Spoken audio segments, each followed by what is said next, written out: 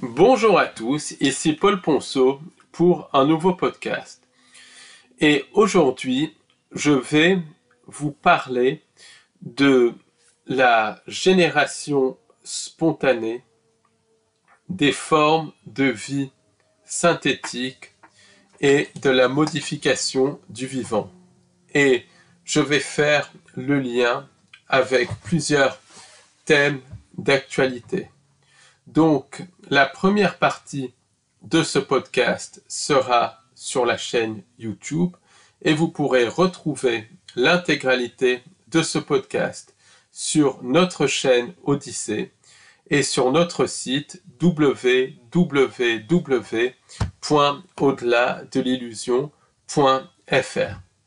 Mais avant de continuer, je voulais vous rappeler que j'organise un webinaire en direct le samedi 21 septembre 2024 de 18h à 22h. Et le thème de ce webinaire, totalement inédit, sera les réseaux sataniques et leurs liens avec les entités sans âme. C'est un webinaire qui est malheureusement plus que jamais d'actualité et je ferai le lien entre ces réseaux et certaines technologies, notamment des technologies de manipulation du temps, de manipulation de l'esprit. Et je parlerai des projets comme le projet Montauk. Donc si ce webinaire vous intéresse, n'hésitez pas à vous y inscrire en cliquant sur le lien qui sera juste en dessous de ce podcast.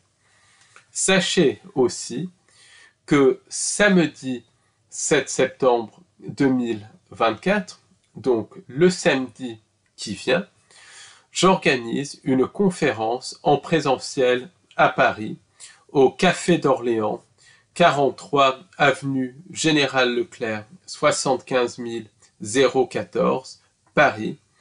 Et le métro, c'est Mouton du Vernet. La conférence dure 6 heures et elle est sur le thème des tireurs de ficelles. Qui tire les ficelles derrière cette réalité? Donc là, on va voir le système de contrôle à tous les niveaux, au niveau 5 sens, au niveau des entités non humaines et au niveau de la nature de la réalité elle-même. Donc, si vous souhaitez participer à cette conférence, n'hésitez pas à nous envoyer un mail et je mettrai le lien avec le programme complet de cette conférence et notre adresse mail juste en dessous de ce podcast. Et d'autant plus que c'est un tout petit prix. Donc, pour tous ceux qui sont sur Paris, sachez que le lendemain de la conférence en présentiel, donc le dimanche 8 septembre 2024, de 14h à 19h, on organise une visite guidée conférence sur le thème du vampirisme et du vampirisme psychique. Et on fera le lien entre le symbolisme et le vampirisme psychique. Donc, le lieu de rendez-vous, c'est le métro Porte Dorée, Paris 12e, ligne 8. Et vous prenez la sortie Parc Zoologique de Paris, Palais de la Porte Dorée. Et on sera juste là. De toute manière, c'est facile à repérer. Et dans cette visite guidée, donc j'analyserai plusieurs symboles au niveau de la porte dorée et on regardera le lien entre vampirisme et symbole. Puis, je parlerai du vampirisme physique et du vampirisme psychique et comment ça fait partie intégrante du système de contrôle. Donc, si ça vous intéresse, pareil, n'hésitez pas à nous envoyer un mail. Je mettrai un lien qui mène vers cette visite guidée conférence en présentiel à Paris. Et là, c'est pareil, le prix est vraiment tout petit.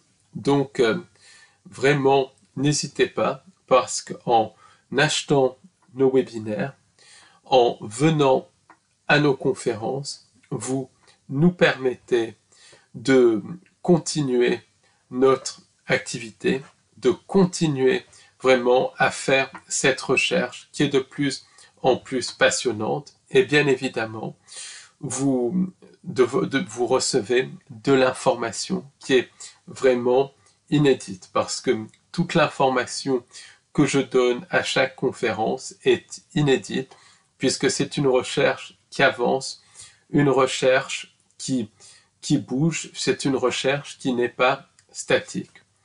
Alors sachez également que vous pouvez nous soutenir en nous envoyant vos témoignages, que ce soit des témoignages à propos d'expériences paranormales, à propos d'abduction, à propos de contacts, à propos d'expériences de ciblage en réseau.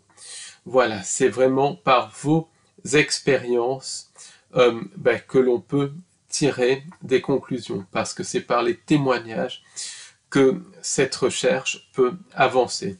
Donc, si vous avez une expérience paranormale que vous souhaitez partager, n'hésitez pas à nous envoyer un mail. Et notre adresse mail sera dans tous les liens qui seront en dessous de ce podcast.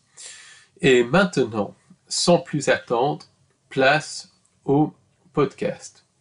Donc, tout d'abord, beaucoup de personnes ont dit que la théorie de la génération spontanée était que foutaise, que la vie ne pouvait pas venir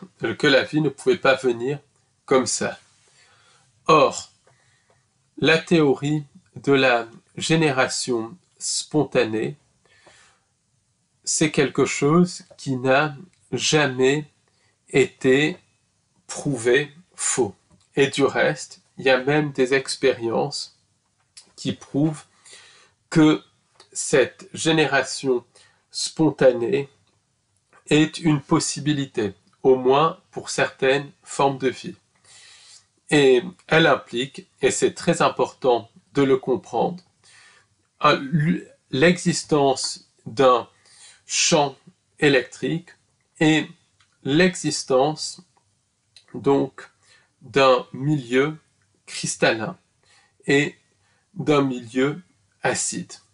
Et cette génération spontanée de certaines formes de vie a été découverte fortuitement en 1836 par un scientifique britannique du nom d'Andrew Cross. Et Andrew Cross était un scientifique passionné d'électricité et d'électrocristallisation. Et un jour, en 1836, il a mené une expérience pour faire pousser des cristaux en présence d'un champ électrique et dans un milieu acide contenant de l'acide chlorhydrique. Donc à la base, son expérience, c'était de faire pousser des cristaux. Et quelle ne fut pas sa surprise quand, dans ce milieu totalement isolé, il observa, au bout de quelques jours, l'apparition de cristaux qui prenaient la forme d'acariens. Pas d'insectes, mais d'acariens. Et retenez bien le mot acarien. Et il a attendu un petit peu plus longtemps parce qu'il se disait c'est très bizarre que ces cristaux aient la forme d'acariens. Et il attend encore une semaine ou deux et il reprend son expérience.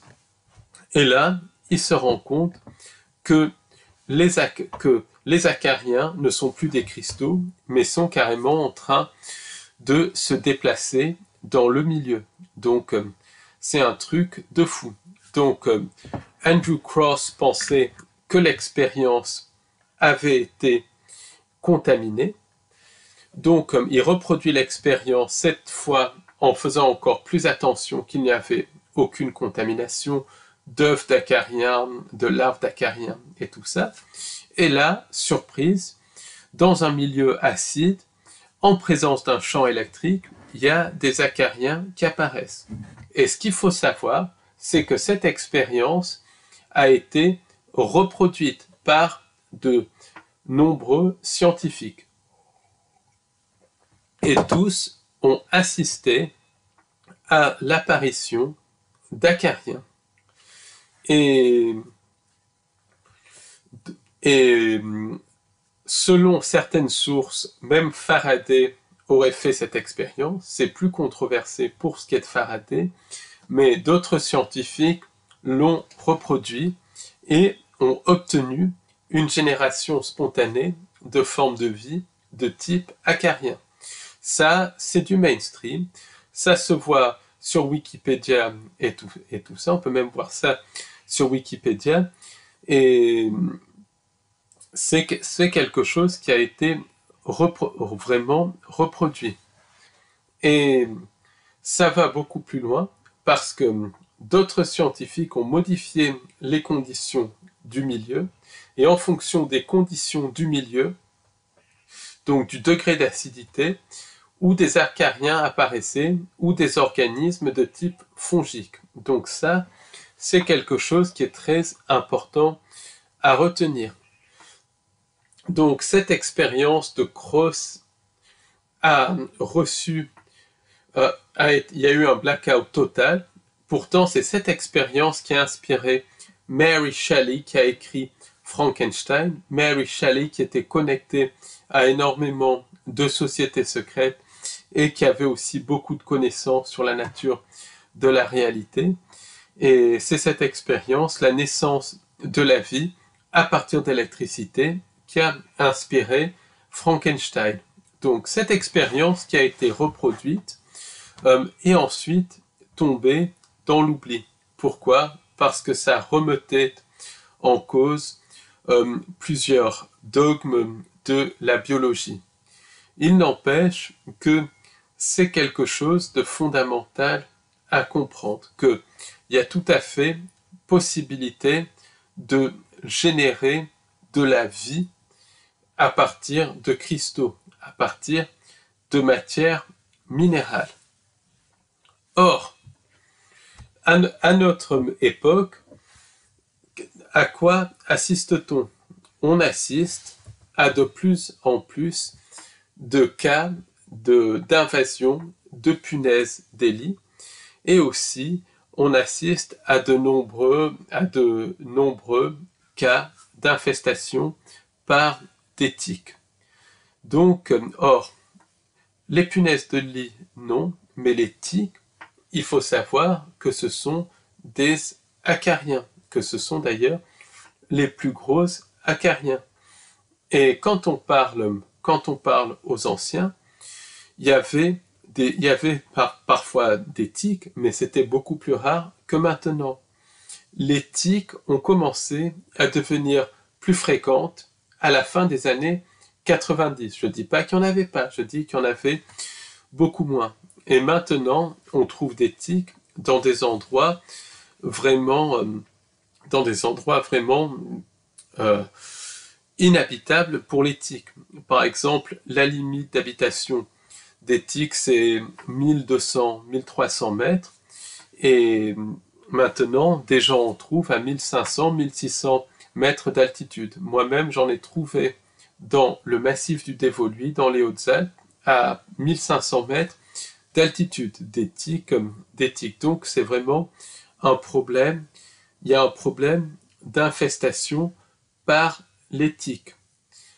Ce qu'il faut aussi retenir, c'est qu'il y a des problèmes d'infestation par les moustiques. Il faut voir, par exemple, comment on a été piqué tout au cours de cet été 2024, mais comme on n'a jamais été piqué, alors qu'il n'a pas fait particulièrement chaud, certes il a fait humide, mais il n'a pas fait particulièrement chaud. Et on a reçu beaucoup de piqûres de moustiques tigres qui sont aisément reconnaissables par leurs rayures noires et blanches. Donc ça, c'est quelque chose de très important à comprendre.